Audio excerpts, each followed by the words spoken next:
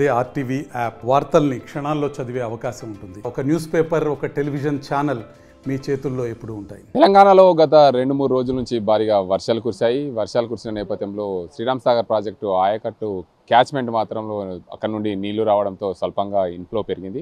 అయితే మహారాష్ట్ర గోదావరి బేసిన్లో ఉన్న మహారాష్ట్రలో ఉన్న ప్రాజెక్టులు నిండితే కానీ శ్రీరామ్ సాగర్ ప్రాజెక్టు భారీగా వరద నీరు వచ్చే అవకాశం ఉంది. మహారాష్ట్రలో విష్ణుపురి, గైకాడ్, అదేవిధంగా బాబ్లీ ప్రాజెక్టులతో పాటు మరో ప్రాజెక్టు కూడా ఉంది. ఆ ప్రాజెక్టులకు పూర్తి స్థాయిలో నిండితే కానీ ఈ శ్రీరామ్ సాగర్ ప్రాజెక్టులో వరద వచ్చే అవకాశాలు లేవు. దానికి అంతకు సంబంధించి ఆ ప్రాజెక్టు సంబంధించిన ఇంజనీర్లు ఉన్నారు. వాళ్ళు సార్ చెప్పండి, ముఖ్యంగా ఈ మహారాష్ట్రలో భారీగా వర్షాలు కురిస్తేనే శ్రీరామ్ సాగర్ ప్రాజెక్టు భారీగా వరద వచ్చే అవకాశం లేదు. అసలు ప్రాజెక్ట్ పరిస్థితి ఏంది, ఎలా ఉండబోతుంది? అదే గత వారం రోజులుగా మన క్యాచ్మెంట్లో పడ్డ వర్షం ద్వారానే మన డ్యాముకు మనకు 7 టీఎంసీల నీళ్లు రావడం జరిగింది. అయితే వర్షాలు మాత్రం మన గోదావరి క్యాచ్మెంట్లో తక్కువ ఉన్నాయి వర్షాలు. ఎందుకంటే మన క్యాచ్మెంట్ అంతా మొత్తం మహారాష్ట్రలో ఉంది.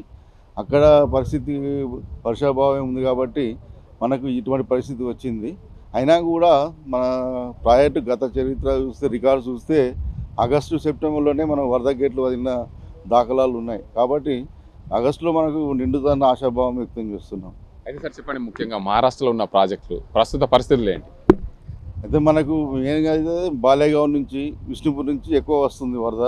ఇక మనకి గైక్వాడ్ అంటే అది చాలా పెద్ద డ్యామ్ కాబట్టి దాని నుంచి మనం ఎక్కువ ఆశించాం. కానీ విష్ణుపూర్ చిన్నది కాబట్టి మనకు విష్ణుపూర్ నుండి బాలేగావ్ బ్యారేజెస్ నుంచి మనకు ఎక్కువ వరద వస్తుంది. కాబట్టి వాళ్ళు ఆపుకునేంత కెపాసిటీ లేదు కాబట్టి అక్కడ వర్షాలు పడితే మనకే వచ్చేస్తుంది వరద అంతా. అయితే రైతాంగానికి ఏం చెప్తారు? ఎప్పుడు రైతాంగానికి నీళ్లు ఎప్పటి వరకు ఇచ్చే అవకాశం ఉంటాయి శ్రీరామ్ సాగర్ ప్రాజెక్టు ఆయకట్టు కింద?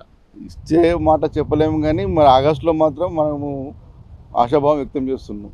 ఎన్ని టీఎంసీలు ఉంటే రైతాంగానికి నీరు విడుదల చేసే అవకాశం ఉంటుంది ఖరీఫ్కి సంబంధించి? మినిమం 50 టీఎంసీ ఉంటే మొదటి పంటకు ఇచ్చడానికి అవకాశం ఉంటుంది. అంటే ఎప్పటి వరకు నిండే అవకాశాలు ఉంటాయి? అంటే గతేడాది అయితే జూలై 27వ తేదీనే మనం శ్రీరామ్ సాగర్ ప్రాజెక్టులు గేట్లు ఎత్తేసాం పూర్తిగా. వరద గేట్లన్నీ కూడా గోదావరిలోకి వదిలాం. ఈసారి ఏమన్నా ఎక్స్పెక్టేషన్స్ ఉన్నాయా? అయితే మనం గత 3 సీజన్లలో మనం తొందరగా గేట్లు ఎత్తడం వల్ల మనం ఈసారి లేటు అనుకుంటున్నాం. కాకపోతే ఏంటంటే మన దీనికి వరద రావడం అనేది ఎక్కువ ఆగస్టులో వస్తుంది. కాబట్టి ఆగస్టులో మనం మళ్ళీ వరద గేట్లు ఎత్తే అవకాశం ఉంటుందని మేము ఎక్స్పెక్ట్ చేస్తున్నాం.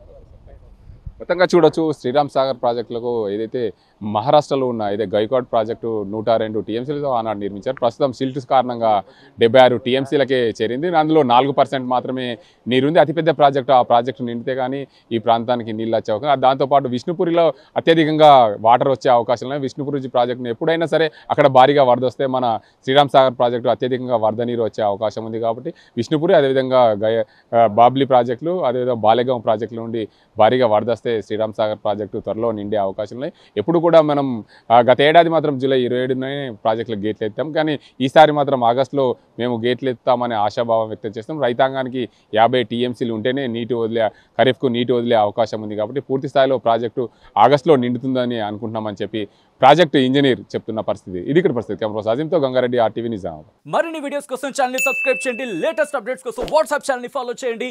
అండ్ లింక్ డిస్క్రిప్షన్ లో ఉంది.